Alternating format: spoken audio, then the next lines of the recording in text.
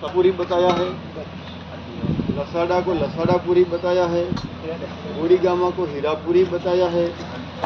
इस तरह से ये पूरा एरिया 5 सूरी के अंदर बढ़ जाएगा।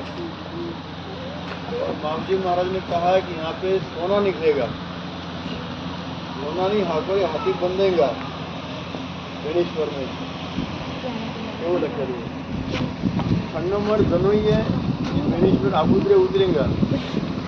ये डोंगी पाखंडी धर्मनो धंधो कर्यो है ये सबनो न्यावटो आ बेणेश्वर ऊपर 12.5 पंथनो न्यावटो थायगा। और बेणेश्वर जे आबुजरो है एनी महिमा काशी प्रयाग ने हरिद्वार आना करता भी वधारे एक गढ़ बढ़ेगा है। कारण कि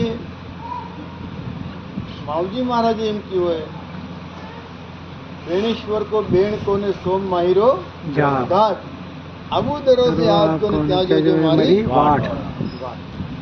હું પાછો આવુંગા આવડે હું કમ કલાએ લઈને આવ્યો હું પણ કલિયુગના અંત में 32 हाथના પુરુષ પ્રમાણ 32 કલા લઈને ભગવાન આવેગા।